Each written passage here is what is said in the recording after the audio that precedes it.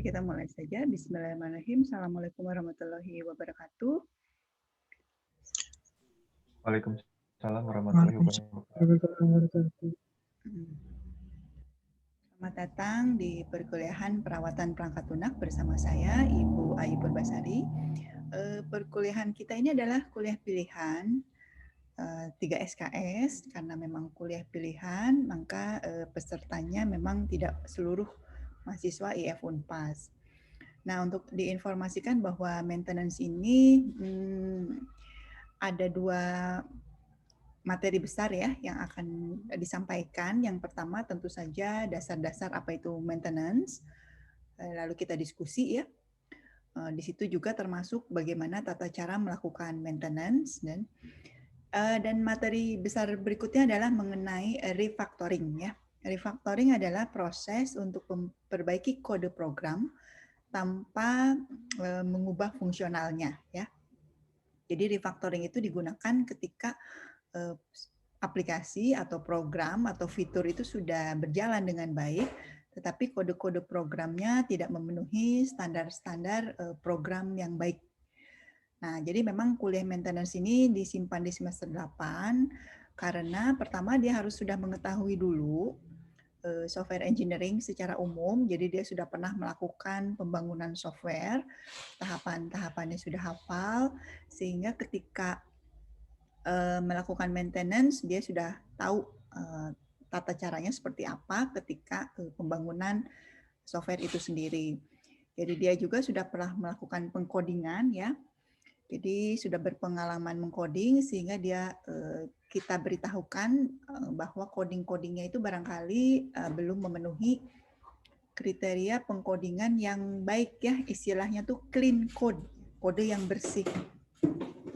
Nah, kalau memang membangun aplikasinya sudah baik, sudah clean, sudah tahapannya sudah sesuai, mungkin maintenance ini akan menjadi sangat mudah gitu ya untuk kalian-kalian yang memang sudah familiar dengan mengcoding dengan baik.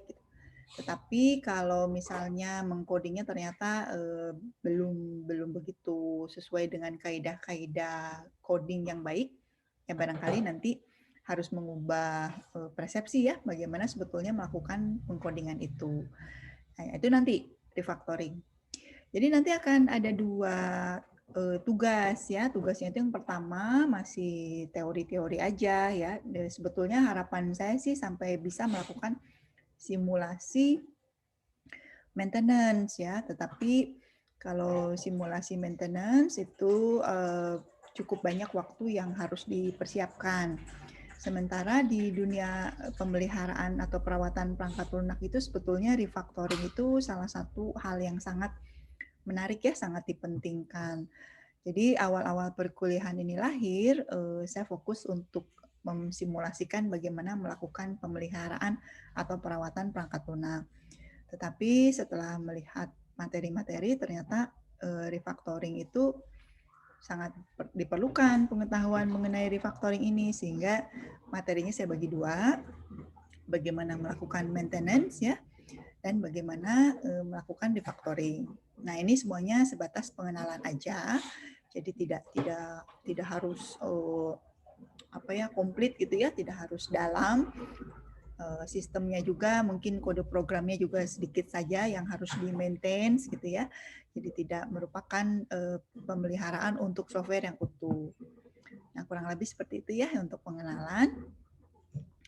Nah, untuk materinya ini mengambil dari SWBOK. SWBOK itu adalah Software Engineering Body of Knowledge. Itu sebuah kesepakatan dari berbagai pihak mengenai body of knowledge, pengetahuan, ilmu pengetahuan terkait software engineering. Nah, jadi mungkin nanti saya beritahukan ya si SWBOK itu, dokumen SWBOK itu. Jadi di SWBOK itu bersepakat dunia software engineering itu terdiri dari apa saja ya. Tentu saja ada requirement, ada analisis, desain, itu kita sudah belajar semua ya. Termasuk juga testing dan maintenance. Nah, testing dan maintenance juga dicantumkan di SWBOK sehingga memang kami menjadikannya kuliah di tempat kita ya. Nah, di SWBOK ini ada beberapa bab, dan bab maintenance itu termasuk bab yang di akhir-akhir. Dan menurut Swebook, dunia maintenance itu seperti inilah strukturnya. Jadi pertama tentu saja harus memahami basic konsep ya. Di sini kita muncul definisi, terminologi, kemudian ada majority maintenance cost, kemudian nature of maintenance ya, bagaimana sih melakukan maintenance itu. Kemudian ada evolution of software, lalu need of maintenance, dan kategori-kategori dari maintenance. Nah, basic konsep ini sebatas diskusi ya, jadi pemahaman, lalu kita diskusi teoritis ya, karena sifatnya basic konsep. Lalu masuk ke maintenance proses. Di sini kembali ya, kalau di dunia software engineering itu ada yang disebut dengan model proses, sehingga untuk melakukan maintenance pun ada model prosesnya tersendiri. Sama halnya seperti development, ada juga aktivitas-aktivitasnya yang disebut dengan maintenance activity. Nah, di sini kita akan berkenalan dengan beberapa model proses. Kalau di dunia software engineering itu kan ada waterfall, ada unified process, ada prototyping. Di model maintenance juga ada ya, ada beberapa, tetapi tentu saja pengenalan ya. Nah, di sini sangat menarik maintenance proses dan activity-nya itu kalau kita bisa sampai praktekkan. Namun karena kuliah kita tidak ada praktikumnya ya, sehingga memang praktek melakukan maintenance-nya itu kelihatannya akan saya sangat sederhanakan, asal kalau misalnya nanti kerja praktek atau tugas akhir atau nanti bahkan sudah kerja, berhadapan dengan software yang sudah ada, lalu diminta melakukan maintenance, kalian sudah tahu tata caranya seperti apa. Nah, berikutnya ada key issue ya, ini hal-hal penting yang harus didiskusikan, bahwa yang namanya maintenance itu tidak hanya sebatas teknis, tapi ada persoalan manajemen, lalu ada juga persoalan biaya dan estimasi. Sehingga muncullah measurement mengenai software maintenance, ya, bagaimana melakukan pengukuran untuk pemeliharaan perangkat lunak. Nah, ini sebetulnya sudah advance ya, karena untuk melakukan pengukuran, estimasi itu termasuk buat saya sih termasuk sulit ya, karena memang sampai sekarang aja kalau kita ditanya tolong buatkan software berapa biayanya, kita harus menurunkan menjadi fitur-fitur dan bisa mengeluarkan biaya ya, estimasi berapa lama dan berapa biaya. Jadi memang persoalan cost, estimasi, mengukur itu ya kaitannya ya advance ya. Jadi kadang-kadang ada software yang sangat murah, ada software yang sangat mahal, itu ngitungnya gimana sih gitu ya. Kemudian ada software yang sangat bisa diterima, ada yang tidak laku, itu juga kenapa sih gitu ya. Nah, itu mengenai pengukuran dan estimasi ini. Jadi ini menurut saya cukup advance, karena kalau kita belum berpengalaman, kita nggak punya sense of estimasi itu ya. Sampai sekarang aja saya masih bingung kalau ditanya programmer berapa ya rate-nya. Beda-beda banget, ada yang sangat murah, ada yang sangat mahal, dan ada yang berani murah gitu. Kadang-kadang kalau saya browsing di internet gitu nyari harga software, ada yang menawarkan bisa sangat murah sekali, ada yang sangat mahal sekali. Itu tidak ada yang mungkin estimasinya berbeda-beda ya, cara mengukurnya berbeda. Nah, ini tapi tetap kita harus tahu gitu ya, di dunia software maintenance itu ada persoalan ini yang harus kita bahas. Lalu yang barangkali yang lebih penting lagi untuk bekal kita sebagai engineer ya, engineer atau lulusan informatikawan, ada yang namanya teknik for maintenance. Nah, teknik-teknik ini kita terdiri dari ada yang disebut program comprehension. Nah, muncul istilah re-engineering ya, re-engineering dan reverse engineering. Nah, dua hal ini adalah termasuk terminologi yang sering sekali akan kita temukan di dunia maintenance ya, termasuk juga nanti refactoring. Semua yang depannya re itu berarti maintenance. Lalu ada juga mengenai impact analysis ya, tetapi untuk impact analysis ini juga pengetahuannya harus sudah cukup sehingga ketika melakukan analisis dampak itu memang sudah terbayang gitu ya. Seperti apa sih, apa saja yang dilakukannya.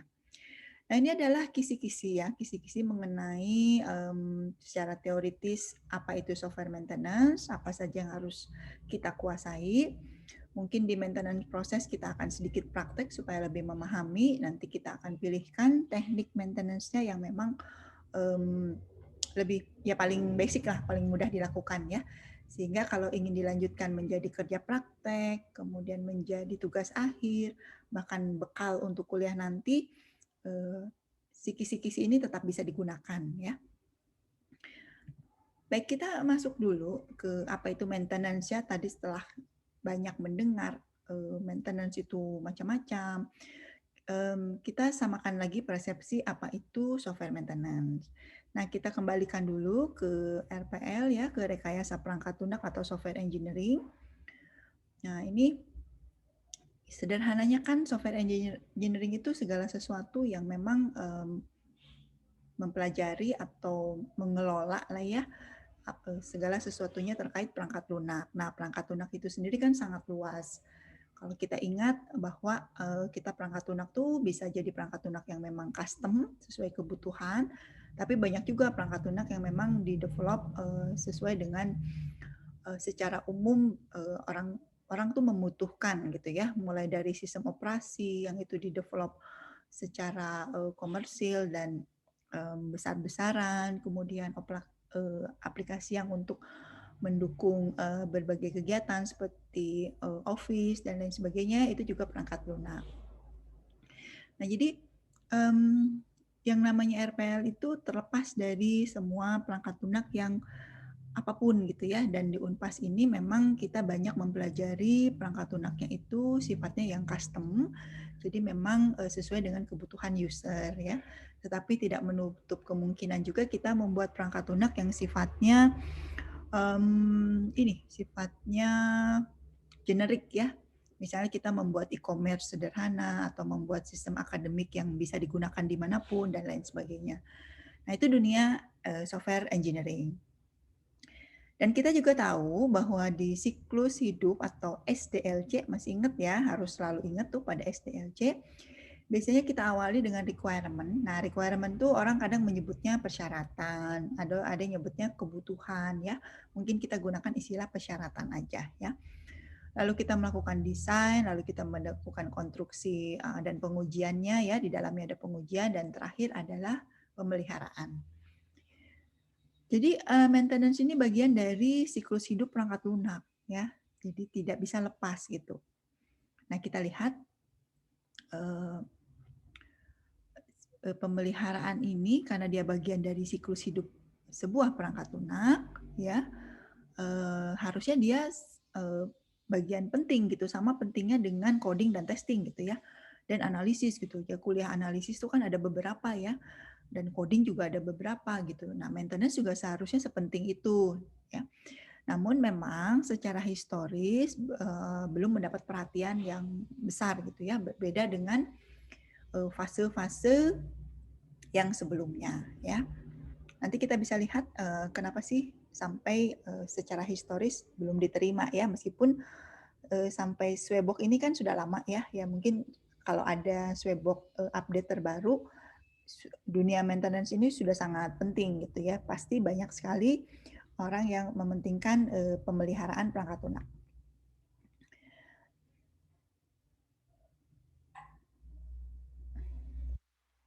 Nah, orang lebih dengar pengembangan ya atau development. Nah, development itu kita sebutnya pengembangan. Memang sih pembangunan ya, tapi ada yang diterjemahkan menjadi pengembangan. Tapi maksudnya seperti itulah. Jadi memang seolah-olah pengembangan itu memiliki profil yang jauh lebih tinggi daripada pemeliharaan ya, terutama di sebagian organisasi. Jadi kesadaran tentang pentingnya pemeliharaan itu lebih kecil dibandingkan pengembangan. Contoh sederhana aja, ketika kita membangun rumah misalnya ya, kita mementingkan pembangunannya nih, saya perlu biaya berapa nih untuk membangun rumah. Ketika rumahnya jadi, seharusnya kan kita alokasikan juga untuk pemeliharaan rumah itu secara rutin ya. Setiap tahun mungkin harus dicek mana bagian-bagian yang sudah rusak, kemudian kita harus cek juga kapan harus dicet ulang, harus kita cek juga berbagai saluran lah, apalah, jendela dan lain sebagainya. Tapi kita lihat sendiri bahwa untuk kita tidak banyak mengeluarkan biaya untuk maintenance itu. Jadi lebih banyak di pembangunannya. Kalau memang organisasinya sudah sangat besar, tentu saja maintenance ini menjadi penting. Ya contohnya ya kalau kita melihat di perkantoran lah, perkantoran yang elit, itu pasti maintenance-nya bagus gitu ya. Semuanya bersih dan lain sebagainya gitu ya. Tetapi kalau kita berjalan-jalan atau misalnya menginap di hotel yang sederhana ya, pemeliharaan mereka juga sekedarnya ya. Mungkin kerannya sudah rusak, kemudian TV juga masih jadul gitu dan lain sebagainya. Nah itu kan ada harga ada rupa ya.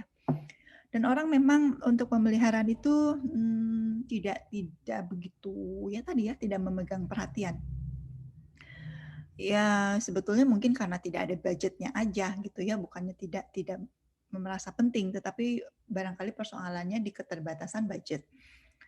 Kita bisa rasakan sendiri kan daerah yang memang dipelihara dengan baik dengan daerah yang sekedarnya gitu ya, asal dia dibangun lalu ditinggal gitu ya, karena tidak ada biayanya untuk melakukan pemeliharaan. Nah mungkin sense-nya seperti itulah dunia pemeliharaan itu ya. Nah jadi kita harus melihat bahwa memang pemeliharaan itu penting gitu ya. Kenapa? Karena kalau dibangun jalan ya, dan setelah dibangun kan dioperasikan dulu ya. Setelah dioperasikan kita harus memikirkan pemeliharaan. Jangan sampai apa yang sudah teroperasikan itu mengalami kendala-kendala atau kerusakan-kerusakan. Ya, contoh sederhananya yang kita hadapi ya di dunia akademik di lingkungan internal kita setiap tahun, setiap semester bahkan ya melakukan perwalian, kontrak mata kuliah dengan aplikasi yang terus dikembangkan ya, dibangun, dan itu sebetulnya sudah masuk kategori pemeliharaan. Jadi setiap tahun dilakukan pemeliharaan untuk aplikasi akademik yang kita gunakan. Ya kalau tidak dipelihara, barangkali tidak bisa beroperasi secara maksimal.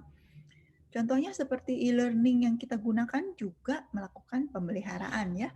Kalau tidak dipelihara itu nanti datanya akan terus membesar, membanyak, sistemnya menjadi gemuk, dan akhirnya malah sulit untuk dioperasikan.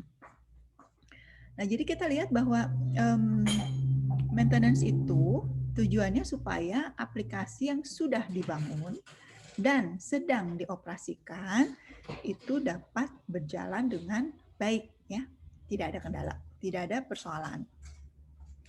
Nah sebetulnya kesadaran terkait maintenance itu terjadi ketika tahun 2000. Nah barangkali kalian belum lahir ya, tahun 2000 nih.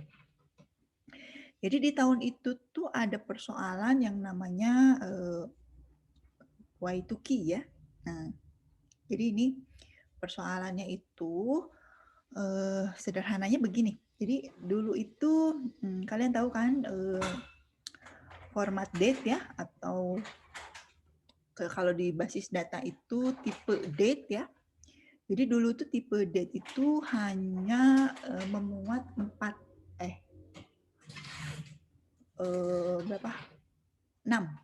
slot ya. 2 digit untuk bulan, 2 digit untuk tanggalnya, dan 2 digit untuk tahun. Seperti itu ya. Jadi dulu tuh hanya banyak sekali database yang hanya mampu menampung digit seperti itu. Nah, ketika tahun awal misalnya development software itu kan boom tahun 60-an, 70-an tuh aman ya.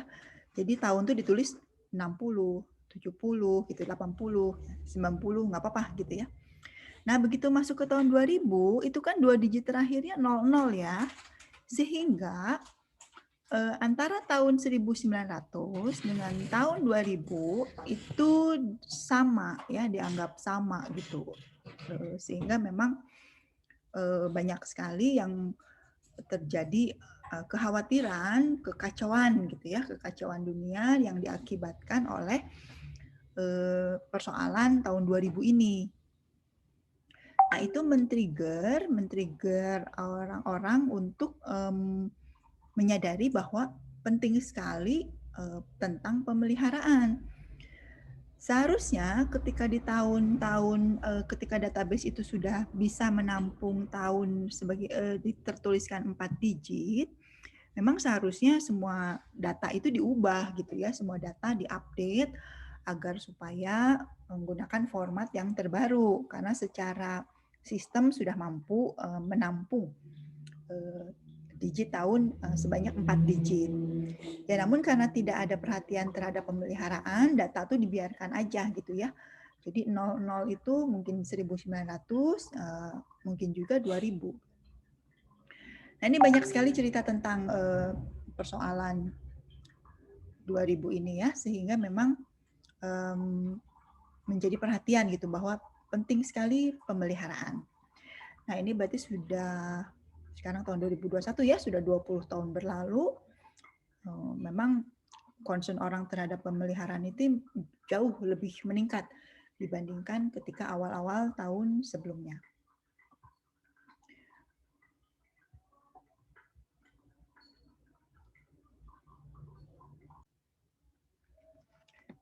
Baik, kita lanjutkan ya. Jadi perhatian mengenai dunia maintenance itu sebetulnya pada peristiwa Y2K ya, tahun 2000. Silakan dibaca-baca, itu sangat menarik kisah-kisahnya. Ya, bahkan sampai ada yang menganggap akan terjadi kekacauan luar biasa gitu ya gara-gara peristiwa Y2K ini. Tetapi ternyata baik-baik aja. Nah, jadi selain peristiwa itu ya, perhatian terhadap pemeliharaan juga terjadi karena open source tumbuh ya. Barangkali sudah tahu ya bahwa open source ini adalah paradigma ya di mana orang berlomba-lomba membangun membangun sistem, menyiapkan kode-kode program yang bisa digunakan secara bersama-sama ya. Ya, contohnya kalau kita tahu bahwa Java itu open source ya, PHP juga open source. Kita bisa membangun sendiri fitur-fitur atau modul-modul di atas aplikasi yang memang disiapkan secara open source ya. Berbeda dengan seperti misalnya kita menggunakan Windows ya, Windows itu source-nya tidak di-share gitu sehingga kita tidak bisa turut mengembangkan si Windows itu hanya bisa dilakukan oleh pengembangnya ya. Sementara kalau aplikasi open source ini kita bisa turut mengembangkan modul-modul yang ada di dalamnya ya.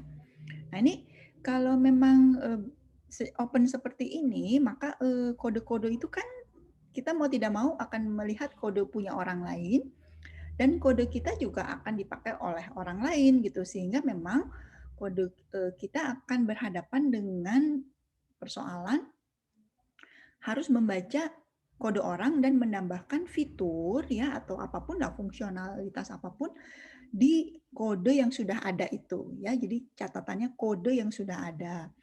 Nah, bagaimana sih berbeda ya kalau kita membangun sendiri aplikasi, kita kan mengkode dari awal. Kalau ini enggak gitu, dari yang sudah ada lalu kita harus menambahkan sesuatu.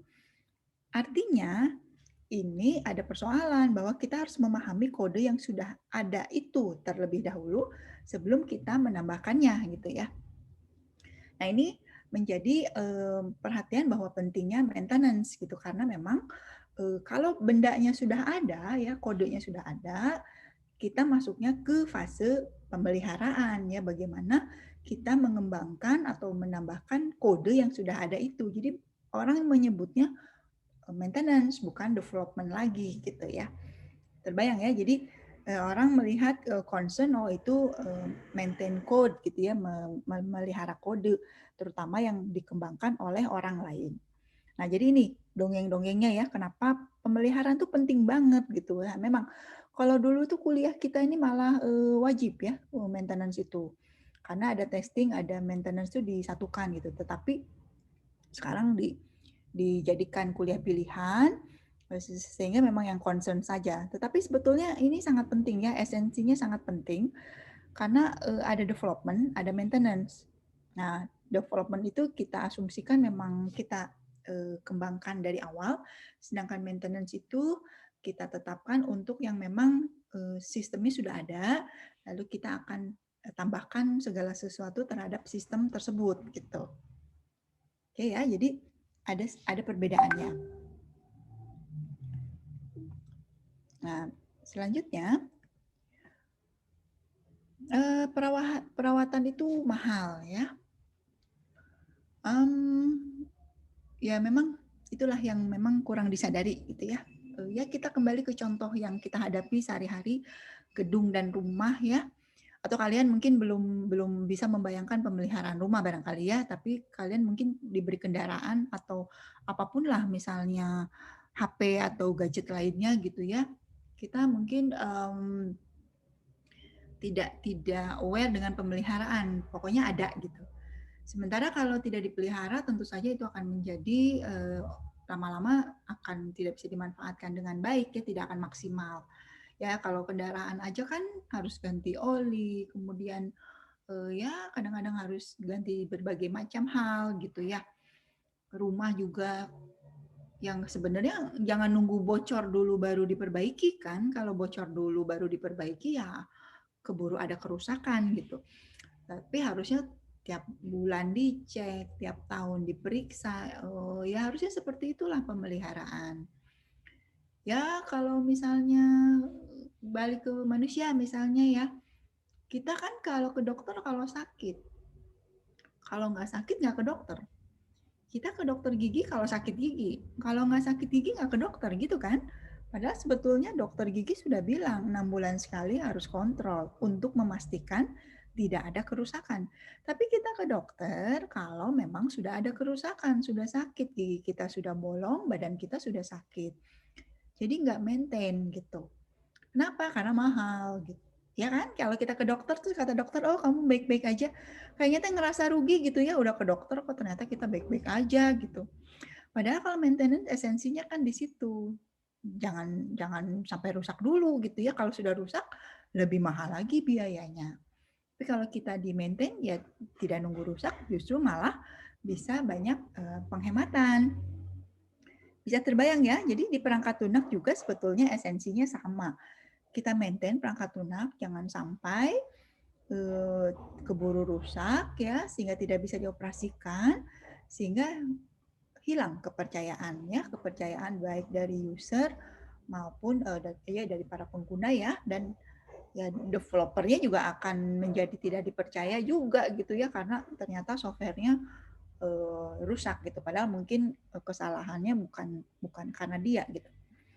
Nah itu ya, jadi dunia maintenance ini banyak sekali gitu ya orang berdiskusi ya, penelitian-penelitian banyak sekali ya, bagaimana melakukan maintenance yang efektif ya, agar supaya produktivitas kegiatan maintenance ini bisa berlangsung dengan baik gitu ya. Terutama kalau di software, bisa kita bayangkan software itu kan digunakan, dioperasikan, tapi harus dipelihara juga gitu ya. Nah, pemeliharaan di sini tidak hanya menjaga supaya softwarenya itu berjalan dengan baik, tapi nambah fitur juga, nambah fitur sesuai kebutuhan. Bagaimana caranya? Software yang sedang berlangsung, fiturnya ditambah gitu ya. Jangan sampai fitur yang baru ini merusak si softwarenya gitu ya, membuat tidak bisa dioperasikan. Kadang-kadang kita sering lihat ya, kalau saya sih ngalamin, mau akses gitu ya, akses apalah, sistem waktu itu pernah ya, pengajuan visa kalau nggak salah ya, disampaikan, oh tidak bisa diakses karena sedang pemeliharaan gitu. Itu sebetulnya nggak boleh gitu ya, tidak bisa seperti itu ya, sistemnya di down karena sedang dipelihara, nggak gitu caranya gitu. Ini sama aja kayak kita rumah, kita melihara rumah ya, lagi dipelihara gitu, direnov terus kitanya jadi nggak bisa tinggal di situ, sebetulnya nggak efektif kan. Ya kalau motor juga sama ya, ketika lagi ganti oli mungkin nggak bisa dipakai. Nah, kurang lebih seperti itu. Tapi di software itu kan nggak bisa gitu ya, apalagi kalau software yang seperti perbankan, e-commerce, sehari aja dia down ya, nggak bisa digunakan, kerugiannya sangat banyak. Jadi memang hal inilah yang challenging gitu ya, begitu menariknya gitu, sehingga orang banyak sekali riset-riset terkait maintenance ya. Bagaimana melakukan maintenance tanpa ya tadi ya mahal, tanpa harus down 100% dan lain sebagainya ya. Nah, jadi Kita akan mulai ya memahami dunia maintenance ini dengan tinjauan umum, area pengetahuan pemeliharaan perangkat lunak ya, yang tadi sudah saya perlihatkan di awal. Sebetulnya apa aja sih yang harus kita ketahui mengenai maintenance? Nah, yang disebut dengan area pengetahuan,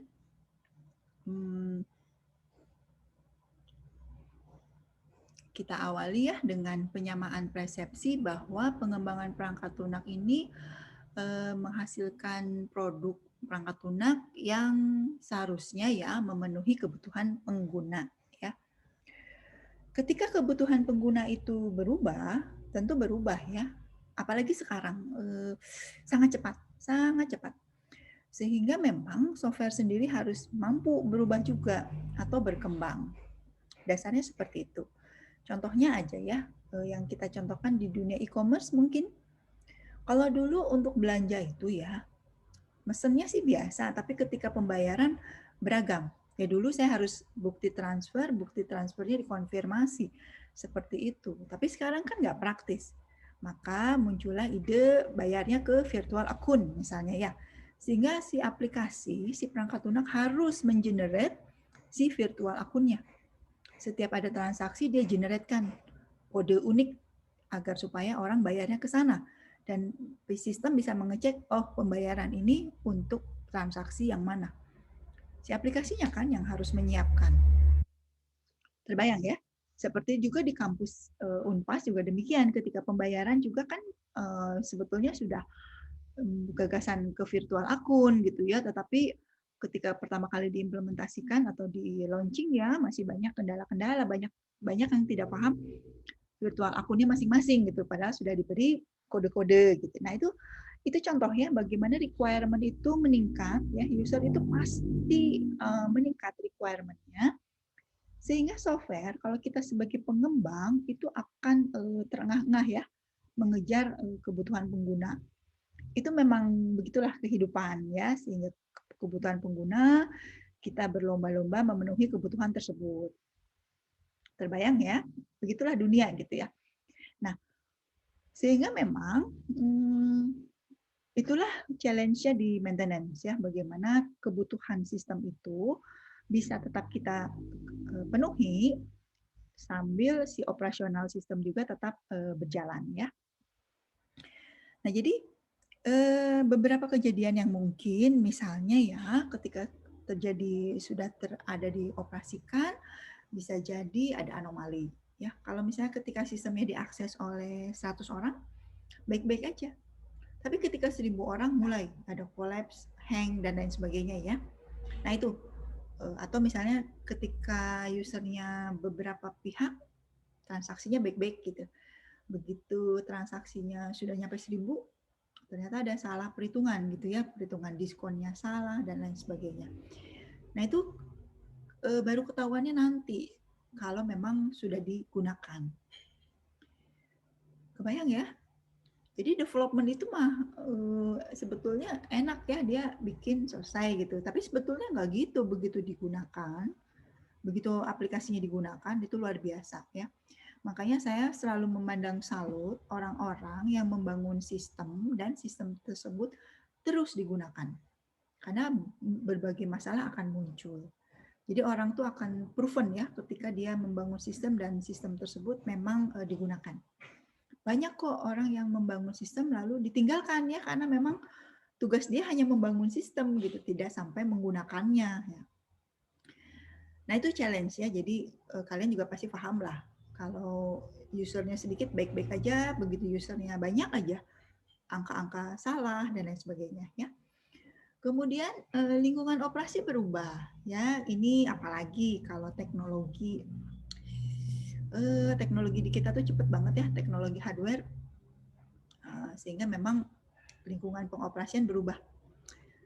Ketika dulu website itu sudah sangat wah gitu ya, kemudian muncul mobile apps, semua pengen bisa diakses dengan via mobile. Berubah kan, orang lebih suka pakai apps daripada pakai laptop. Jadi semua orang harus berbondong-bondong menyiapkan aplikasi yang mensupport di mobile. Nah, itu contohnya ya, lingkungan operasi berubah. Tentu dan lainnya adalah kebutuhan pengguna baru ya yang memang itu tidak bisa dihindari. User requirement itu pasti terus berubah seiring dengan banyaknya ide-ide, banyaknya gagasan untuk meningkatkan berbagai hal ya. Itu luar biasa ya, requirement itu terus berjalan. Nah mungkin karena kita zamannya sudah IT based seperti ini ya, untuk kehidupan sehari-hari saja bisa kita rasakan. Contoh, saya pengguna apps yang seperti Grab gitu ya. Dulu saya pakai Grab nggak nyambung ke OVO, sekarang sudah menggunakan OVO-nya gitu ya. Kemudian kita lihat ya kalau menggunakan Grab untuk food misalnya, oh banyak diskonnya nih, diskon-diskon gitu ya. Karena memang untuk menaikkan penjualan kan, jadi dipaksa mengadakan berbagai diskon gitu. Padahal untuk menyiapkan diskon kan secara aplikasi nggak mudah ya. Kapan yang ada diskon, kapan enggak, lalu ada menghitung poin dan lain sebagainya. Itu desakan requirement itu karena memang banyaknya gagasan gitu ya dalam rangka meningkatkan model bisnis, sehingga orang IT-nya itu harus menyesuaikan. Ya, misalnya dalam rangka supaya banyak yang menggunakan, banyak pembeli, lalu diminta untuk memperbanyak diskon, diskonnya juga macam-macam ya. Bahkan kalau saya lihat terakhir ya diskon yang terkait perbankan, jadi kalau kita membayar pakai perbankan A, ada diskon berbeda. Nah itu requirement. Itu muncul karena untuk meningkatkan penjualan. Jadi orang-orang yang menyiapkan model bisnis lah ya, yang memperhitungkan bahwa supaya penjualan menaik, harus ada diskon-diskon. Nah, kita orang IT yang ya ketempuhan kutip ya, yang harus menyiapkan requirement baru itu. Itulah developer ya, developer itu luar biasa hidupnya, karena ya tadi dia harus gesit melihat perubahan, terutama perubahan requirement.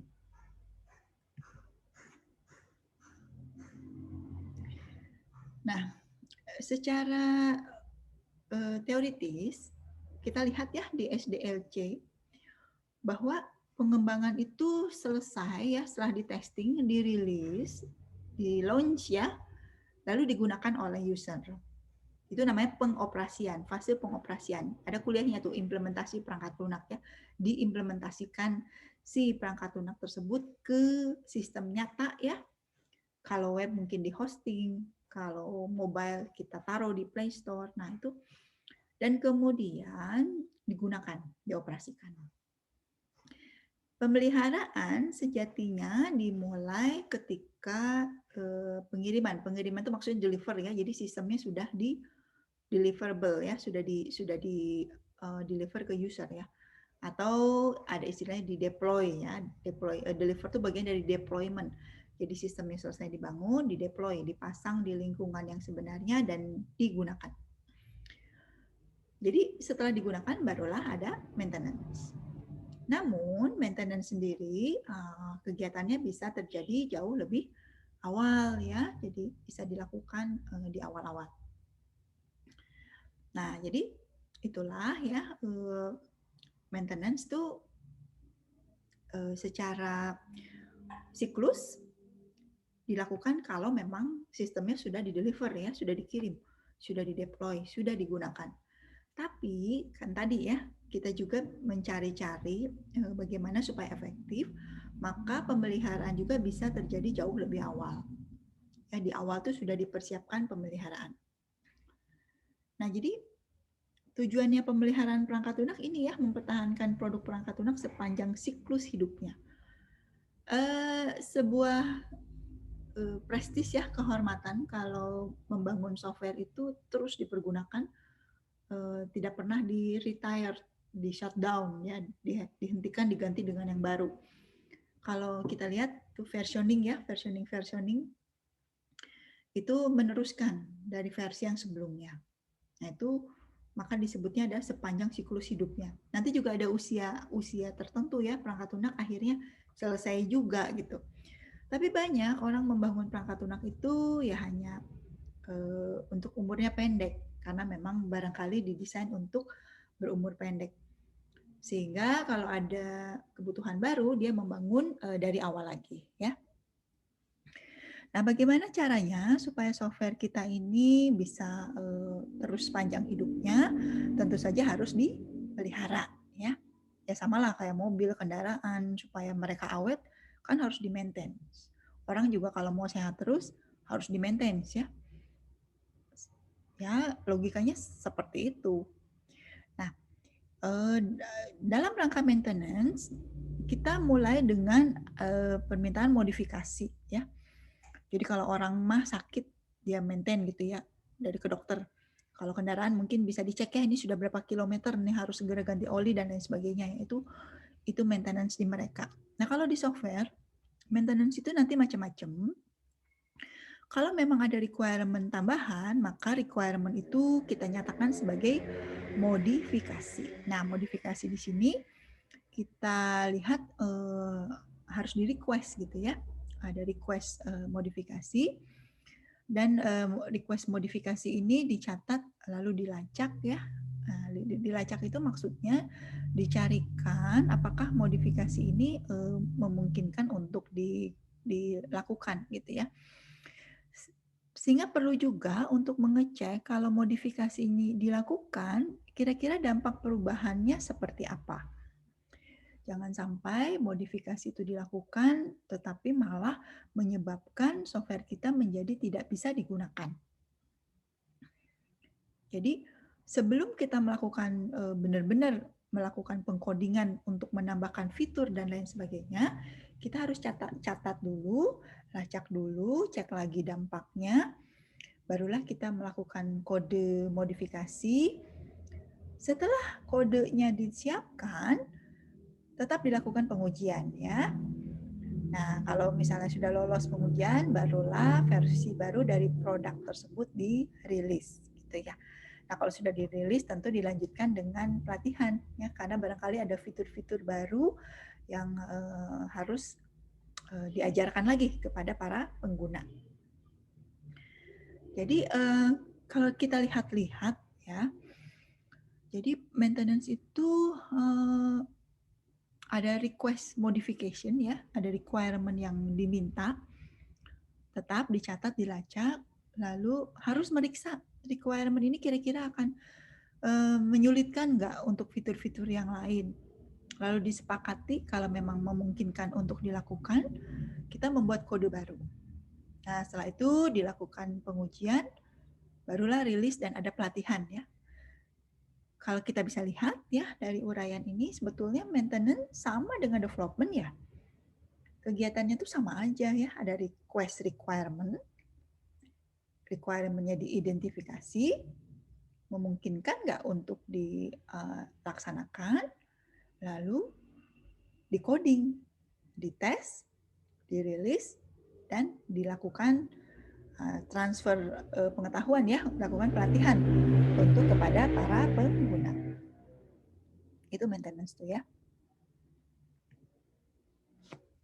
Nah, jadi kalau misalnya sangat mirip, tentu saja kita harus melihat perbedaannya dengan development ya.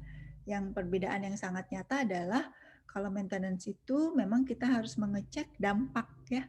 Kira-kira requirement ini memberi dampak yang signifikan atau tidak, menyulitkan atau tidak, merusak atau tidak. Nah, itulah maintenance. Sehingga memang topik-topik pemeliharaan perangkat lunak itu menjadi sangat ini ya, sangat rame gitu ya, karena orang mencarikan model proses yang efektif atau mencarikan ya tadi ya teknik-teknik yang efisien, termasuk juga refactoring, bagaimana merapikan dulu kode-kode yang ada ya, yang sudah ada kita rapikan dulu. Karena kalau tidak dirapihkan, requirement barunya itu sulit, misalnya seperti itu. Nah, jadi ini bagian dari rekayasa perangkat lunak ya, dan memang apa ya? Ya tadi saya sampaikan sebetulnya rame gitu ya. Tapi sayang di kita barangkali riset-riset atau tugas akhir ini belum banyak tentang maintenance ini. Karena memang orang fokusnya ke pengembangan gitu ya, senangnya itu analisis gitu ya, ngoding, website, mobile. Nah, ada lagi sebetulnya dunia testing dan maintenance ini sangat sangat diperlukan.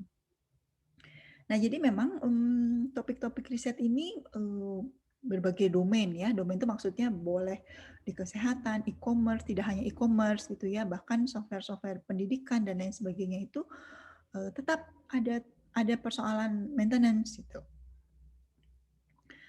Bisa juga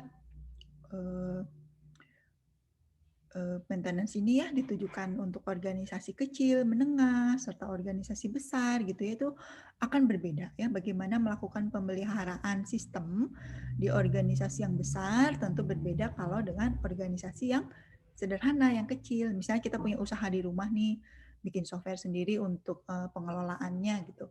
Ya kita harus pelihara juga kan si software sistem yang kita ini, tetapi ya tentu saja itu kategorinya organisasi kecil. Sehingga kita bisa mencarikan ya topik-topik atau bagaimana teknik-teknik tata cara pemeliharaan sesuai dengan organisasinya. Ya kalau akademis seperti di kampus ya itu tentu saja organisasi yang besar ya karena melibatkan ribuan user. Nah itu pemeliharaannya tentunya seharusnya mendapat perhatian yang sangat gitu ya. Karena kalau tidak sistemnya jadi tidak bisa berjalan, pengoperasian menjadi terganggu, terhambat. Akan banyak literatur ya yang harusnya digunakan ya dan harusnya sudah disepakati terkait dengan topik-topik pemeliharaan ya. Jadi kalau misalnya yang ada yang sangat interest next level gitu ya, udah development udah paham gitu. Saya pengen masuk ke pemeliharaan karena ternyata kalau kerja ya, kalau ngantor itu kalau pertama kali jadi programmer junior, kalau kantornya bagus, dia punya aplikasi sendiri dan kita diminta untuk melakukan menambah fitur dan lain sebagainya ya. Itu sebetulnya sudah masuk pemeliharaan. Karena tidak membangun dari nol, tidak membangun dari awal. Bahkan ya, ini harus diakui di negara kita banyak sekali software yang kita beli ya. Negara ini banyak membeli software dari luar dan softwarenya itu sudah mapan. Sehingga tugas para programmer apa dong? Kan softwarenya sudah jadi. Oh, banyak. Para programmer tetap diperlukan mengcustom software yang dibeli tersebut sesuai dengan kebutuhan unik di organisasi. Nah, mengcustom itu kan luar biasa. Dia harus memahami sistem yang sudah ada gitu ya, harus mempelajari. Nah, itulah maintenance. Sebetulnya itu masuk ke ranah maintenance. Karena ada usaha yang berlebih untuk memahami sistem yang sudah ada. Itu luar biasa ya. Jangan dikira nanti kita bersimulasi ya bagaimana kita membaca program punya orang lain. Membaca program sendiri saja kadang kita lupa ya, apalagi membaca program orang lain, apalagi membaca sistem yang sudah dibangun orang lain. Nah itu banyak sekali yang harus diperhatikan gitu ya, didiskusikan ya. Makanya saya bilang juga seperti re-engineering, reverse engineering, lalu refactoring itu satu hal yang terus didiskusikan rame-rame gitu karena dalam rangka ini melakukan pemeliharaan ini. Nah, jadi ada berbagai literatur dan standar ya. Orang mulai menetapkan standar pemeliharaan supaya ya tadi tidak macam-macam, sama seperti kita dulu bikin software banyak ragamnya dan akhirnya dibuatkan berbagai model proses yang diacu ya dijadikan standar. Jadi kalau kita kerja gitu atau tim, kita kerja tim, kita orang baru ya masuk ke tim, kita akan tanya kan, ini bangun softwarenya model prosesnya seperti apa, nah, supaya kita paham kan. Lalu kita diberi kode-kode program, lalu kita diminta menambah fitur, ya kita harus pelajari dulu kode program yang sudah ada dan tahapannya juga harus sesuai dengan model prosesnya gitu. Jadi ini ya, jadi literatur dan standar gitu yang memang banyak didiskusikan. Ada juga tema terkait quality, tentu saja karena software engineering, masih ingat ya, engineering itu intinya tentang kualitas gitu. Nah ini akan sangat banyak ya, bagaimana mengukur ya kualitas software dan kemudian standar mana yang digunakan ya. Kalau mengacu ke standar, biasanya ada organisasi-organisasi yang menetapkan standar-standar bagaimana seharusnya sebuah software yang baik itu. Nah, organisasinya misalnya ISO ya, ISO gitu ya. Kalau di dunia engineering ada IEEE, IEEE. Nah, itu standar yang kita jadikan acuan bagaimana melakukan tadi pemeliharaan baik dari sisi menetapkan kualitas atau melakukan pengukurannya ya. Nah, jadi di Swebok itu isinya adalah pointer-pointer ke referensi-referensi ya. Jadi kalau misalnya saya ingin tugas akhir tentang pengukuran software, nah di Swebok ini akan di-refer kalau mau tentang maintenance lebih ke pengukurannya, maka referensinya kemana aja gitu ya. Nanti jadi tidak dibahas di sini karena ini bukan Swebok ini tidak membahas seluruh, tapi dia menetapkan body of knowledge gitu. Jadi kalau body itu ya kerangkanya gitu ya. Untuk isinya dipersilakan melihat ke referensi masing-masing. Kurang lebih seperti itu ya. Nah, jadi ramai sebetulnya ya dunia maintenance. Nah, ini akan dirasakan oleh mereka yang sudah pernah mengembangkan ya, membuat bagaimana sulitnya melanjutkan memelihara perangkat lunak itu. Baik, sampai sini barangkali ada yang mau ditanyakan dulu. Sebetulnya apa yang harus dibahas di dunia maintenance ya. Jadi kita samakan dulu persepsi bahwa maintenance itu sejatinya adalah kegiatan setelah software itu dirilis gitu ya. Dirilis dan dipergunakan. Nah, untuk mendampinginya dilakukanlah maintenance. Jadi bukan develop dari awal. Dan saya melihat ya sekarang gitu ya, ya kecuali kalau kita membuat startup ya, itu membuat dari awal. Tetapi kalau kita bergabung ke tim, bahkan kita bekerja di instansi yang memang softwarenya sudah settle, sudah mapan ya, bahkan membeli dari luar negeri, kita sebagai programmer yang diminta menyelesaikan fitur-fitur tambahan, itu sebetulnya sudah masuk ke maintenance karena dia harus memahami software yang sudah ada. Nah, perbedaannya seperti itu ya, signifikannya seperti itu. Justru lebih sulit. Nah, di sini ya kita kembali dulu ke terminologi. Ini ada tulisan IEEE 1219 gitu ya. ISO 12207, ISO 14764. Nah, ini adalah dokumen-dokumen standar yang kita acu ya, yang Swebok ini acu bagaimana kalau mau melakukan pemeliharaan. Jadi ada 3 dokumen utama. Saya pernah googling dan dapat ya. Tapi memang ini juga sudah ada update-nya dan lain sebagainya ya. Dan kalau kita baca dokumennya luar biasa, sangat komplit dan lengkap. Sehingga mungkin di kuliah kita akan informasikan secara generik, secara umum. Tapi kalau misalnya Bu, saya mau tugas akhir maintenance. Referensi utamanya apa? Ya ini aja. Referensi-referensinya ini. Standar-standar di sini. Karena di standar ini sudah diperlihatkan langkah-langkah untuk melakukan maintenance tuh dari awal sampai selesai itu seperti apa. Udah ada standarnya. Jadi yang pertama IEEE 1219 ya, ini S3 itu section ya, section 3 1112. Ini juga sama ISO 12207 section 31 section 55. Lalu ISO 14764 section 61. Ini acuan utamanya. Di sini dimulai dengan definisi ya. Nah, definisi menurut IEEE 1219 pemeliharaan perangkat lunak adalah modifikasi. Modifikasi kata kuncinya ya. Produk perangkat lunak setelah pengiriman ya atau delivery ya untuk memperbaiki kesalahan, meningkatkan kinerja atau atribut lainnya atau untuk menyesuaikan produk dengan lingkungan yang dimodifikasi. Nah, jadi kita bisa lihat ya, kata kuncinya adalah modifikasi. Apa aja yang dimodifikasi? Bisa jadi kalau ada error, kesalahan, ya, atau ada defect, ya, ada cacat, karena si produknya sudah dirilis, sudah dikirim. Bisa jadi juga untuk meningkatkan kinerja atau atribut lainnya. Ya, jadi softwarenya sudah baik, sudah berjalan, tetapi kita ingin tingkatkan karena kita ingin meningkatkan jumlah user. Misalnya seperti itu ya. Tadinya software hanya untuk 1000 user, baik-baik aja.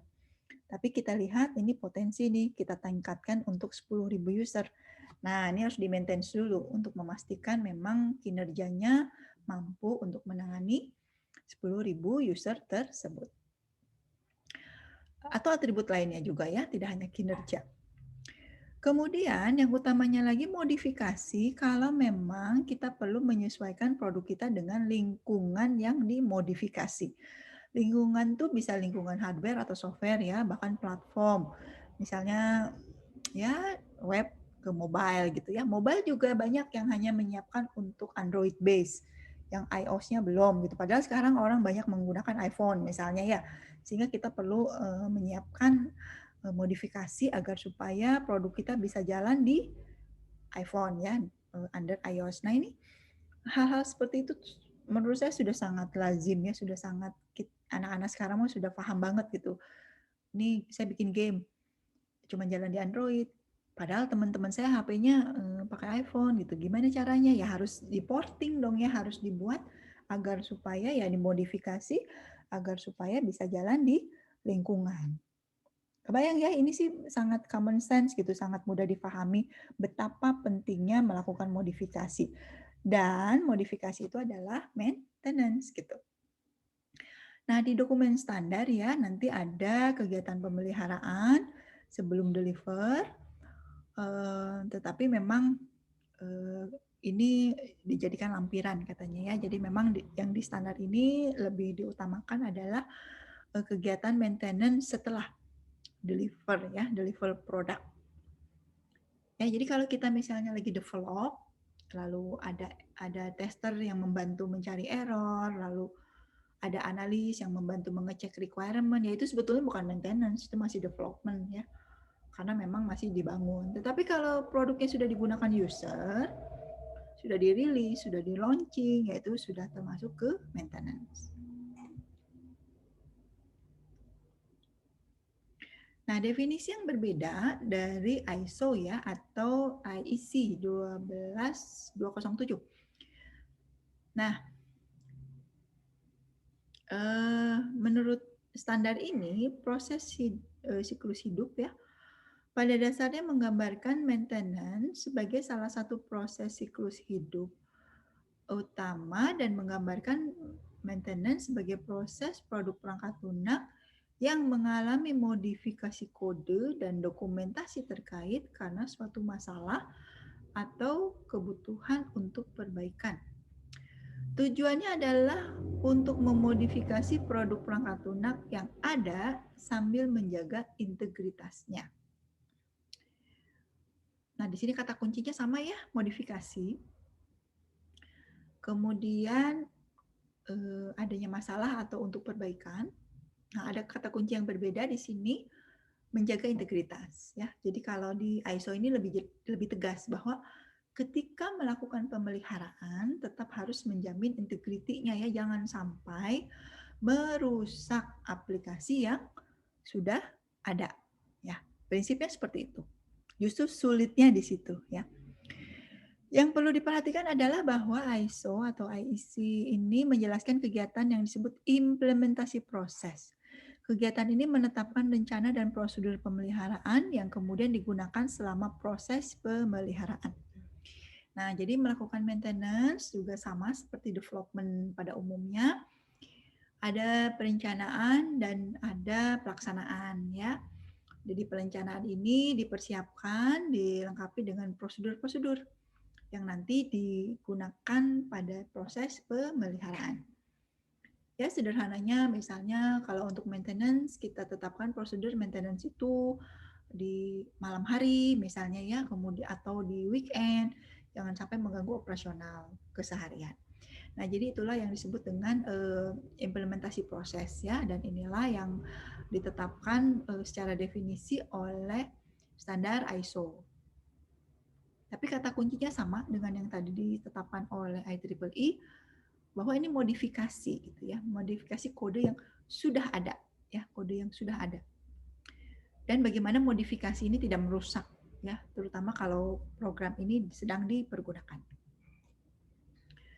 Nah, menurut standar ISO lainnya ya, standar internasional untuk pemeliharaan perangkat lunak mendefinisikan pemeliharaan perangkat lunak dalam istilah yang sama dengan ISO, IEC 12007 dan menekankan pada aspek pemeliharaan awal, misal perencanaan. Nah, jadi kalau di standar yang ini lebih banyak ke perencanaan. Ya, ini juga sangat baik kalau ingin dijadikan tugas akhir ya, terutama untuk membantu di kampus karena kita tuh sangat perlu melakukan pemeliharaan. Dan sebelum melakukan pemeliharaan itu sendiri, kita tentu saja harus melakukan perencanaan ya. Nah, bagaimana melakukan perencanaan yang baik? Tentu tidak mudah gitu. Maka ada dokumen standarnya. Orang menyiapkan standar gitu. Bagaimana melakukan perencanaan pemeliharaan. Ini menurut saya sangat baik ya. Jadi untuk anak-anak boleh disampaikan ke teman-teman, adik-adik atau siapapun yang belum punya topik tugas akhir dan ingin topik tugas akhirnya itu tentang software tapi tidak termasuk konstruksi, tidak termasuk development karena sudah pernah ya, sudah pernah di perkuliahan, barangkali sudah KP, ingin yang berbeda. Menurut saya perencanaan pemeliharaan itu sangat baik dan sangat kami butuhkan. Karena memang belum banyak yang mempelajari gitu ya, karena memang bagaimana sih melakukan pemeliharaan yang efektif itu? Nah, semuanya ada di dokumen ISO ini ya, tetapi memang di kuliah kita sih saya hanya informasikan, ini loh kalau mau mempelajari bagaimana perencanaan yang baik. Jadi KP juga boleh sih kalau ada yang belum KP ya, membantu kami di prodi melakukan perencanaan terkait perangkat lunak yang memang biasa kami gunakan gitu. Ini sangat baik, sangat dibutuhkan. Nah, kita lihat sekarang definisi yang akhirnya disepakati ya. Karena dari definisi itu sebetulnya tidak untuk dihafalkan tapi untuk difahami sehingga sudah bisa membayangkan ya dari definisi itu terbayang perangkat lunak tuh ngapain gitu. Perawatan perangkat lunak tuh ngapain sehingga kalau kita memang ingin berkecimpung di situ sudah tahu apa saja yang harus dilakukan. Jadi secara definisi yang disebut dengan pemeliharaan perangkat lunak adalah kegiatan yang diperlukan untuk memberikan dukungan hemat biaya untuk sistem perangkat lunak. Kegiatan dilakukan selama tahap pra pengiriman dan pasca pengiriman. Kegiatan sebelum pengiriman meliputi perencanaan untuk operasi pasca pengiriman, dukungan dan penentuan logistik. Kegiatan pasca kiriman mencakup modifikasi perangkat lunak, pelatihan, dan pengoperasian help desk. Ya. Nah, saya jelaskan dulu ya. Jadi di sini, menurut Swebok, berarti kegiatan maintenance itu ada dua ya. Setelah pengiriman atau deliver ya, atau software itu dirilis, tetapi sebelumnya pun kita bisa melakukan persiapan ya berupa perencanaan pemeliharaan tersebut. Ya, jadi setelah dirilis, setelah dideliver atau dikirim ya di software tersebut, barulah kita bisa melakukan modifikasi dan lalu tadi ya dites lagi kalau modifikasinya sudah selesai, lalu ada pelatihan untuk penggunanya dan pengoperasian help desk ya. Jadi biasanya sih kalau kita merilis aplikasi itu setelah pelatihan ada help desk-nya ya untuk membantu pengoperasian. Nah, jadi kita lihat ya, kita fokus kepada aplikasinya sudah dirilis. Jadi aplikasinya sudah ada, kita maintain. Tapi yang namanya maintenance kita bisa mulai dari perencanaannya. Nah, perencanaan maintenance bisa paralel dengan fase pengembangan. Terbayang ya, jadi sudah dipersiapkan jauh-jauh hari. Tidak saat dirilis baru kita persiapan perencanaan, apalagi setelah dirilis kita nunggu rusak dulu ya baru dipelihara. Nggak gitu ya, peliharaan itu jauh-jauh. Jadi ibaratnya kalau saya beli kendaraan, saya sudah menyiapkan beli dan menyiapkan juga tuh rencana pemeliharaannya. Saya sudah hitungkan, oh saya beli, berarti 5 tahun harus saya pelihara nih. Berarti budgetnya sekian gitu. Kurang lebih perencanaan itu seperti itu ya, sederhananya kalau anak-anak mungkin punya kendaraan ya, sudah terbayang. Nah itu pemeliharaan itu seperti itu, jadi sudah bisa direncanakan dari awal. Tetapi pemeliharaannya sendiri tentu saja ketika kita sudah rilis ya, ketika mobilnya saya sudah dapatkan baru saya lakukan pemeliharaan. Tapi perencanaannya jauh-jauh hari sehingga untuk budgetnya pun sudah diperhitungkan ya. Nah, kurang lebih seperti itu. Nah, menurut ISO maintenance juga organisasi ya yang melakukan kegiatan pemeliharaan. Nah, ini menjadi menarik ya, karena memang anak-anak tuh bersemangat sekali membuat usaha ya, membangun aplikasi startup gitu ya. Adalah menarik kalau kita menjadi organisasi yang tester ya, sebetulnya menurut saya itu sangat menarik kalau kita menyediakan jasa sebagai tester, baik testing untuk fungsionalitas atau testing yang lebih sifatnya ke security, pen tester, penetration testing gitu. Jadi kita membuat usaha yang menyediakan jasa layanan testing dan jasa layanan pemeliharaan. Itu akan menarik dan luar biasa effortnya ya, karena jarang sekali gitu ya orang, kalau tester sudah banyak pihak ketiga yang sebagai pihak yang dilayak ya, dijadikan acuan untuk mentesting aplikasi-aplikasi yang disiapkan. Seperti ya agar lulus quality assurance-nya lah, kita harus panggil tester mengetes aplikasi kita, dan kalau memang tidak ada defect ya, tidak ada bugs ya lolos gitu. Maintenance juga sebetulnya bisa ya, jadi kita menawarkan mau saya maintain nggak gitu ya, di maintain itu menawarkan pemeliharaan, terutama nanti ada kisahnya ya, bahwa kadang-kadang developer itu bahasa ininya ya hit and run gitu, hit and run, jadi dia bikin lalu pergi. Nah, sehingga organisasi itu kebingungan karena ketika pengoperasian berjalan banyak persoalan, developernya udah hilang gitu. Nah, kita challenging sekali kalau kita menawarkan udah sama saya aja dipeliharanya gitu ya. Padahal luar biasa itu harus memperhatikan kode-kode program yang sudah dibuat oleh orang lain untuk organisasi yang memang barangkali berbeda ya dengan pemahaman kita. Ini contohnya ya. Jadi sangat bisa didefinisikan sebagai organisasi yang melakukan kegiatan pemeliharaan. Oke ya, maksudnya seperti itu. Nah, definisi lain mengatakan kegiatan utama pemeliharaan perangkat lunak sebagai implementasi proses, analisis masalah dan modifikasi, implementasi modifikasi, tinjauan, penerimaan pemeliharaan, migrasi, dan pensiun. Kegiatan-kegiatan ini dibahas di bagian selanjutnya ya, nanti kita lihat, dan mereka ditentukan oleh dokumen standar ini. Jadi dunia pemeliharaan itu dimulai dengan analisis problem ya, dan modifikasinya seperti apa, lalu bagaimana modifikasi tersebut diimplementasikan, lalu di-deliver lagi ya, tentu saja harus dites dulu, lalu dimigrasi. Nah, ini migrasi yang menarik ya. Migrasi itu adalah perpindahan dari sistem lama ke sistem baru. Bagaimana caranya agar kita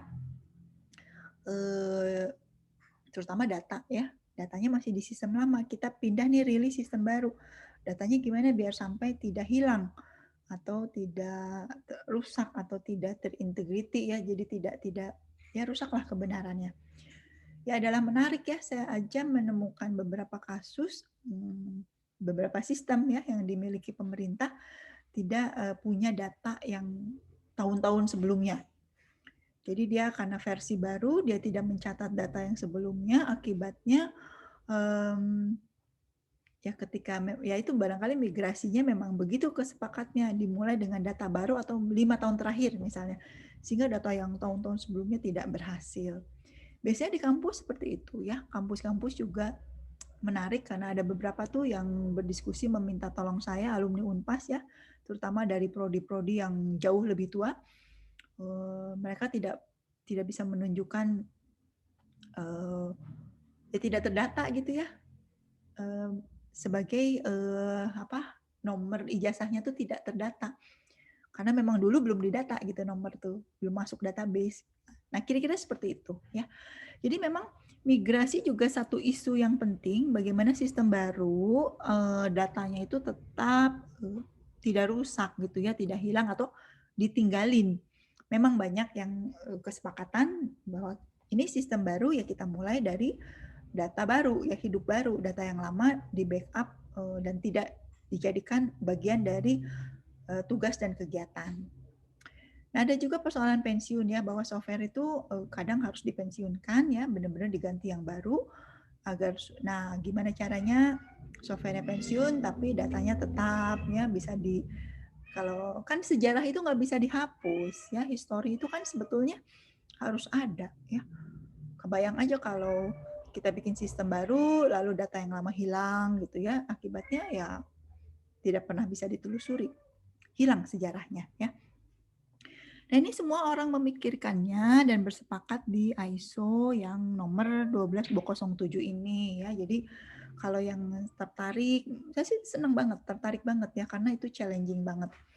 Karena development udah lewat barangkali ya, kalau development udah pernah gitu ya, udah tahu framework kayak begini, mobile caranya begini. Tapi begitu digunakan kok nggak gampang ya, deployment itu nggak gampang, dioperasikan lebih susah lagi. Lalu ada maintenance, nambah fitur dan lain sebagainya, itu lebih rumit lagi ya. Apalagi kalau benar-benar ingin sistemnya kan udah ketuaan, ingin baru gitu ya.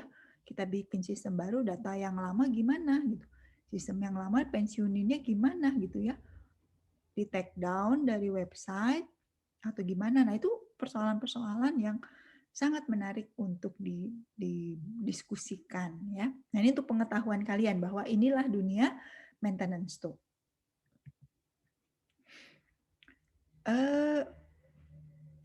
Ada hal yang harus kita samakan lagi persepsi bahwa maintenance itu seolah-olah hanya mencari bugs ya.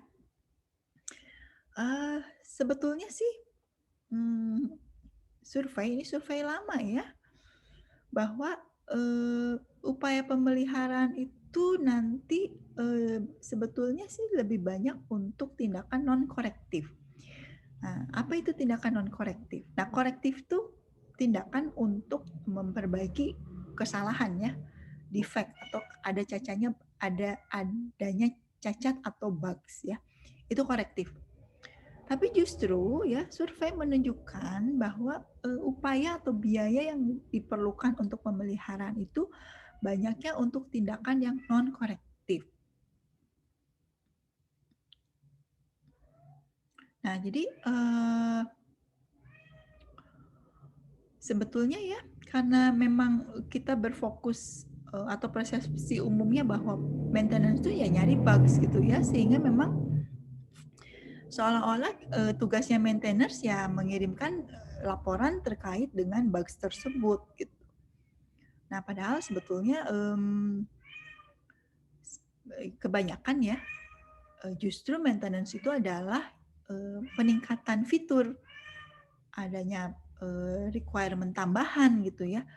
Ketika sistemnya sudah baik-baik aja, sistem itu nggak ada bugs gitu, tetapi user ingin meningkatkan dengan menambahkan beberapa fungsionalitas. Nah, ini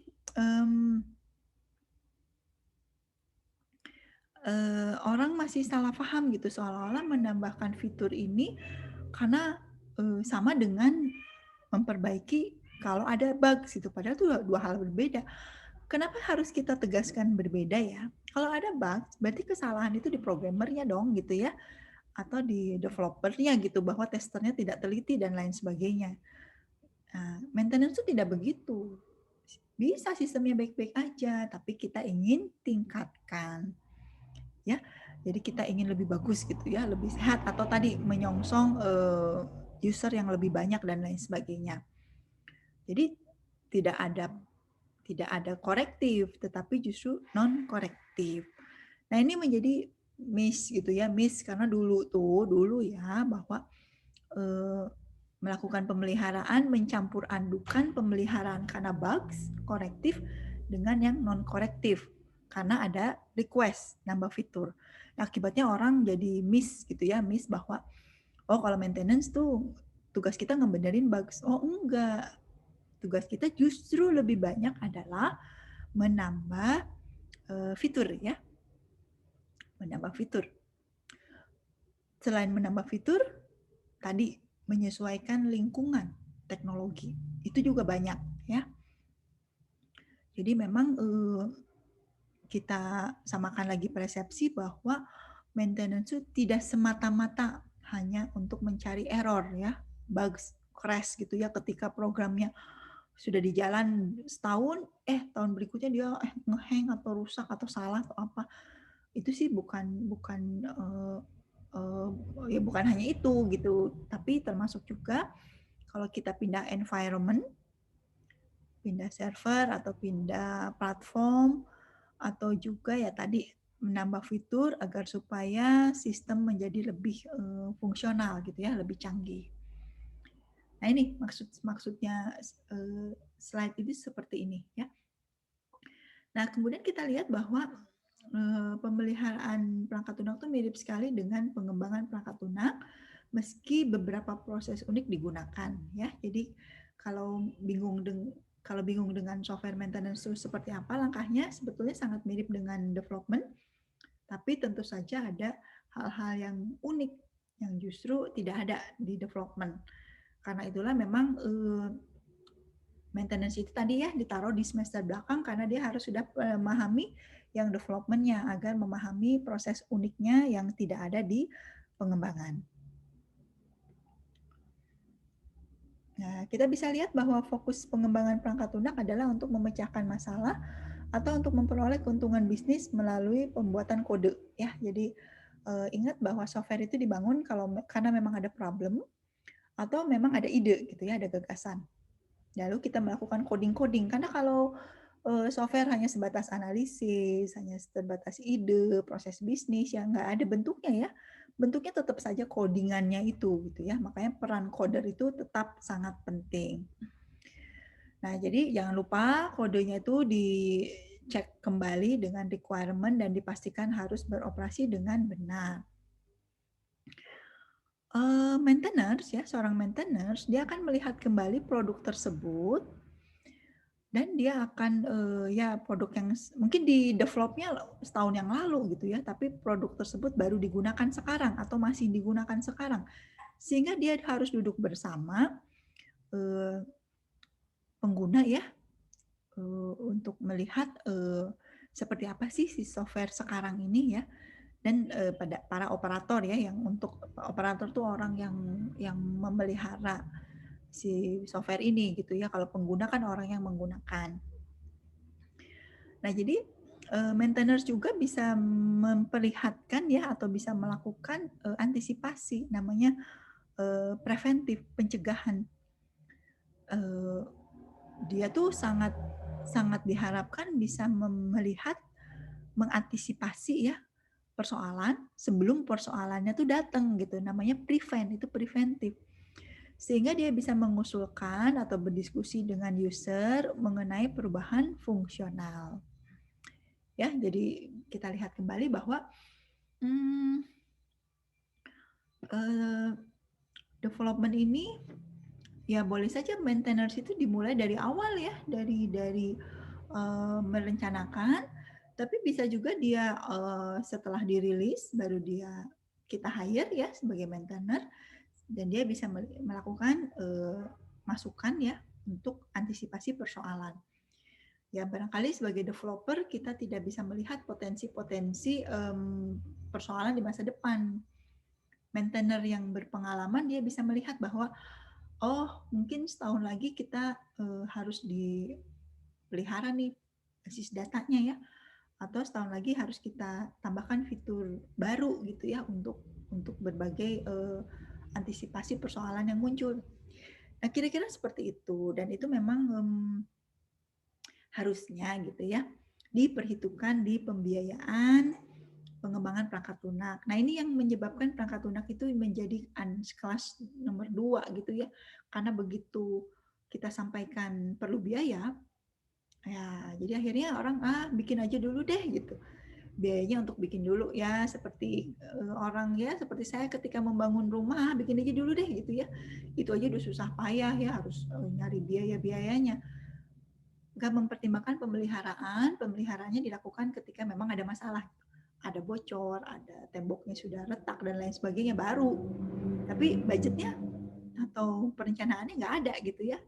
Nah itulah yang ya common sih di semua, banyak sekali orang yang memang tidak melakukan perencanaan ya. Dia menjalankan keseharian, kalau ada masalah baru dia selesaikan. Kira-kira seperti itu. Nah, ini kita lihat ya bahwa kalau setelah kita diskusi tadi ya, setelah saya sampaikan berbagai hal, anak-anak seharusnya bisa melihat bahwa yang namanya maintenance itu cakupannya lebih luas dari development, gitu ya. Karena dia harus ketika ada request, dia harus melihat request tersebut harus dilacak ya, dikontrol juga, jangan sampai ketika kita melaksanakan request tersebut merusak ya aplikasi yang sudah berjalan dengan baik. Sehingga memang ada istilahnya tuh manajemen konfigurasi ya. Ini adalah sebetulnya suatu keilmuan juga, bagaimana dialah yang mengawal ya, manajemen itu yang mengawal agar supaya konfigurasi perangkat lunak yang dibangun ini ya tadi tidak sampai tidak bisa berfungsi dengan baik. Nah, jadi itu ya, jadi ada tuh materi tentang configuration management. Nah, tugasnya dia ya mengawal aplikasi itu mulai dibangun sampai dipelihara gitu ya. Ini jangan sampai ya terjadi ketidaksesuaian dan tidak bisa digunakan gitu. Itu menjadi tidak manfaat ya. Nah, ada istilah lagi evolusi dan pemeliharaan perangkat lunak ya. Yang dimaksud evolusi perangkat lunak adalah bagaimana perangkat lunak itu berubah dari hari ke hari gitu ya. Karena kalau sekarang mungkin kita bisa rasakan lah sebagai pengguna berbagai aplikasi atau pengguna sosial media aja ya, bagaimana sih fitur-fitur mereka tuh terus bertambah, tambah canggih, tambah canggih, tambah canggih gitu ya. Bisa merasakan nggak? Kalau kita mah sekarang enak ya, banyak contoh, sehingga evolusi yang disebut evolusi itu ya itu maksudnya. Kalau dulu mungkin kita mencontohkan dari sistem operasi, perubahan versi, naik terus, atau game ya, game mungkin ada versi 1, versi 2, dan lain sebagainya. Itu evolusi. Bagaimana perangkat lunak itu tidak dibangun lagi dari awal, tapi terus berubah ya, terus bertambah ya. Dan itulah yang disebut dengan pemeliharaan. Jadi kalau pembangunan itu kalau di dunia rumah-rumah ya kalau pembangunan tuh bikin dari nol gitu ya, dari tanah kosong. Developer itu kan gitu, bikin dari nol gitu. Kalau renovasi kan maintainer ya dia sudah ada rumahnya tapi dia perbaiki, perbagus sehingga rumah ini bisa bertahan puluhan tahun, ratusan tahun gitu ya. Kurang lebih seperti itu. Nah, jadi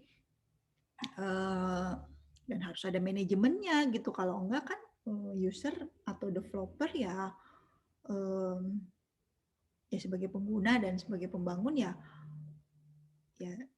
ada pihak lain yang seharusnya bertanggung jawab membantu pemeliharaan itu gitu ya. Jadi ya barangkali pemeliharaan itu bagian instansi yang sama dengan developer ya boleh-boleh aja. Tapi saya berharap ya jangan developernya yang melakukan pemeliharaan ya. Ada orang yang khusus, namun tentu saja dia berdiskusi dengan pengembang awalnya ya. Nah, jadi pemeliharaan bagaimanapun dapat belajar dari upaya pengembangan ya. Jadi memang maintainer itu jangan programmernya gitu ya. Tapi maintainer dia berdiskusi dengan programmernya gitu ya. Bisa jadi yang nanti mengcoding tetap programmernya, tapi maintainer inilah yang membantu ya melihat, melacak, mengontrol jangan supaya coding-codingnya itu merusak yang sudah ada. Itu aja prinsipnya. Maintainer juga boleh dia yang melakukan pengkodingannya kalau developernya memang kontraknya tidak sampai maintenance ya. Nah, maintainer juga melakukan penambahan fitur dan dia harus mempelajari codingan-codingan yang sudah ada. Nah, jadi memang kalau kita misalnya masuk ke dalam tim dan disuruh mengcustom atau menambah fitur untuk aplikasi yang sudah ada, kita paling enak itu memang bisa ngontak ke pengembang awal. Ini dulu gimana sih maksudnya apa gitu ya codingan-codingan. Minimal kita melihat dokumentasinya. Nah, makanya dokumen itu sangat penting kan. Kalau nggak ada dokumen gimana? Kita harus membaca seluruh programnya gitu. Itu luar biasa effortnya. Maka paling enak itu kita dipertemukan dengan pengembang yang sebelumnya. Tapi ini belum tentu berhasil. Saya punya teman di Paxel ya, dia sebetulnya sangat Paxel tuh ya seperti JNE, kurir ya. usaha kurir, dan dia sangat membutuhkan programmer sebetulnya untuk memperbaiki layanan-layanan dan fitur-fitur di Paxel itu. Nah itu kalau kita atau saya berikan programmer ke sana, ya programmer itu harus mempelajari dari awal itu si aplikasinya. Ya kecuali kalau aplikasinya sudah sangat bagus ya, jadi si programmer itu fokus kepada fiturnya aja gitu ya, yakin tidak akan merusak si aplikasi keseluruhan. Ya, jadi untuk bertemu dengan pengembang awal itu tidak mudah ya. Saya bilang juga hit and run ya, udah pergi. Contohnya aja, ini saya mengajak nih ada nih satu pengembangan aplikasi dan programmernya pamit. Lalu saya dimintain tolong untuk mencarikan programmer baru, ya saya carikan ya. Jadi dia, nah bagusnya tuh ada diskusi awal. Jadi sebelum si programmer lamanya pamit, dia diskusi dulu dengan programmer barunya sebelum akhirnya benar-benar pamit. Yang terbayang itu kalau programmer lamanya belum, ya tiba-tiba pergi gitu ya, programmer barunya harus belajar semua. Nah itu berat sekali. Nah kurang lebih seperti itu ya. Jadi pemeliharaan harus mengambil produk dari pengembangan ya, misal kode, dokumentasi, dan mengembangkan memeliharanya selama siklus hidup. Itulah makanya ya, kenapa kita ada kuliah yang mengedepankan atau mementingkan dokumentasi, karena kode program itu bagian penting dari perangkat lunak. Tapi perangkat lunak itu kan tidak hanya program, dia harus dilengkapi dengan dokumen dan data ya. Jadi 3 unsur inilah yang penting. Sehingga kalau kita tidak pernah tahu cara mendokumentasikan, ya akan menyulitkan pihak-pihak, semua pihak gitu ya. Terutama ketika aplikasinya sudah besar, sudah sangat berkembang. Ya, jadi memang kalau kita sebagai orang baru nih di tim ditugasi untuk mengembangkan, maka dia akan kewalahan untuk tadi ya, kode programnya mana sini saya pelajari, dokumennya mana gitu ini saya cek. Nah seperti itulah yang harus dilakukan. Nah sampai sini mungkin kita diskusi dulu. Sebelum kita lanjutkan, masih ada ya materinya. Nah ini mengenai evolusi perangkat lunak ya. Jadi istilahnya itu memang evolusi perangkat lunak. Ini pertama kali diusung oleh Bapak Lehman. Sebetulnya sudah lama gitu ya, bahwa menyampaikan perangkat lunak itu kan sebetulnya diharapkan tadi ya umurnya panjang, dan sepanjang dia hidup harusnya dia berevolusi, berubah gitu ya, bahwa dan evolusi itu kan perubahan yang pelan-pelan, bukan perubahan yang cepat gitu ya, pelan-pelan sehingga memang ininya apa, fitur-fiturnya terus berkembang, bertambah, tetapi tidak merusak sistem secara keseluruhan. Jadi tidak harus di shutdown atau diganti total gitu ya. Itu evolusi. Kecuali kalau kita bikin aplikasi terus dihabiskan, bikin baru lagi dengan fitur yang lebih lengkap, terus nanti kalau ada penambahan yang ini dimatikan, bikin lagi yang baru. Nah itu berarti bukan evolusi namanya ya. Dan ini memang dunia maintenance itu terkait erat dengan evolusioner ya, software yang berevolusi. Nah, perlu disepakati bersama atau kita samakan lagi persepsi bahwa sistem besar tidak pernah lengkap dan terus berkembang. Nah inilah ya, jadi kalau kita mau nih punya cita-cita nih membuat startup, membangun aplikasi atau apapun gitu ya, kita harus sudah membayangkan ini sistem itu akan terus berkembang dan tidak akan pernah lengkap. User requirement itu tidak akan pernah selesai. Sehingga software kita ini akan terus berevolusi. Nah, ini bagaimana sih evolusi software itu agar berlangsung secara efektif. Maka itulah kita mempelajari berbagai isu dan teknik ya, dan model proses di dunia software gitu.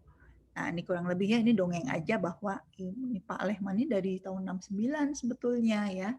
Sudah menyatakan ada yang disebut dengan evolusi gitu. Nah, apa sih evolusi perangkat lunak tuh? Ya ini, bahwa sistem tidak pernah lengkap dan akan terus berkembang. Nah, jadi kenapa kita perlu pemeliharaan? Karena memang sistem yang terus berkembang itu harus kita jamin memang tetap sesuai dengan kebutuhan user. Hanya itu aja kok ya. Jadi itulah yang sederhana banget kalau ditanya kenapa, tapi begitu caranya gimana, how-nya ya, itu luar biasa ya. Kalau ditanya why, ya why-nya sih kita udah sepakat, semua sepakat bahwa sistem terus berkembang, bahwa requirement terus berkembang, dan keduanya harus sinkron. Nah, jadi pemeliharaan berlaku untuk sistem yang dikembangkan menggunakan model pengembangan perangkat lunak apapun, misalnya pakai spiral. Nah, ini maksudnya ya, kalau misalnya development software-nya menggunakan linear sequential model, ya waterfall, atau bahkan pakai spiral yang memang sudah berevolusi. Jadi spiral itu adalah model proses yang sudah mempertimbangkan evolusi software. Ya, seperti juga prototyping, dia juga sudah mengembangkan ya. Unified process juga sebetulnya sudah mempertimbangkan adanya evolusi. Nah, tetapi kalau misalnya orang mengembangkannya pakai linear sekuensial, boleh nggak ada pemeliharaan? Ya boleh saja gitu ya. Karena memang berarti pemeliharaannya dilakukan setelah selesai fase linear sekuensialnya. Nah, ini yang perlu dicatat, pemeliharaan tuh sebetulnya ada korektif dan non-korektif ya. Korektif itu artinya kalau ada bugs, non-korektif itu di luar bugs-nya ya. Nah, jadi ini nomor 7 ini ya, bahwa pemeliharaan itu untuk correct error, untuk correct requirement ya, atau desain yang flow. Nah, desain flow itu tadi yang disampaikan algoritmanya jadi sih tapi lemah gitu ya, atau query-nya udah ada tapi query ini nggak efektif. Semakin kita belajar di informatika, misalnya nanti optimalisasi basis data, atau belajar algoritma gitu ya, bersemester-semester, agar supaya desainnya itu tidak flow. Flow itu apa ya, bukan cacat sih, tapi yang nggak sempurna lah flow gitu ya. Nah, jadi maintenance itu untuk itu. Lalu improve design ya untuk memperbaiki misalnya ya tadi ya kalau query-nya udah bisa, tapi query kita tuh sebetulnya kalau untuk data yang ratusan juta mentok gitu ya, bakalan lambat banget. Lalu enhancement ya, enhancement itu artinya ada sistem lain, interface seperti yang tadi awal saya ceritakan. Dulu e-commerce kalau mau bayar upload bukti bayar, sekarang nggak mau, orang maunya connect ke OVO ya, atau ke GoPay atau ke kartu kredit. Nah itu ya udah trendingnya seperti itu enhancement. Di kita juga sama, di kampus juga maunya gitu, bayar tuh someday nanti mungkin pakai GoPay aja kali ya, jadi cashless gitu ya. Lalu convert program so that the different hardware, software system, feature, and telecommunication facility can be used. Nah, ini mah clear ya. Kalau ganti hardware, tadi saya cerita iOS ya, kalau Android, kamu bikinnya Android aja fokus. Padahal user banyakannya pakai iOS gitu ya. Atau fitur-fitur sistem, atau sekarang nih kalau telecommunication ya, biar connect ke WiFi dan lain sebagainya tuh. Apalagi sekarang zaman teleconference, bisa connect ke WhatsApp. Nah, luar biasa ya challenging-nya. Gimana bikin aplikasi yang bisa connect langsung ke sosial media ya, dan ke komunikasi, kanal komunikasi. Itu programnya kayak apa? Ya, harus ke API dan lain-lain. Itu interface with other system. Migrate legacy system. Nah, ini kalau misalnya kita sudah lama buat ya, seperti situ Unpas tuh udah lama banget tuh, datanya tuh udah jadi harta karun. Itu bisa di mining ya, bisa jadi big data itu. Itu tapi mau pindah karena misalnya sistemnya harus yang lebih mumpuni, lebih canggih. Nah, itu harus dimigrasi. Itu juga ada persoalan, jangan sampai hilang, rusak. Kalau struktur datanya baru, struktur data lamanya gimana? Bisa nggak digunakan?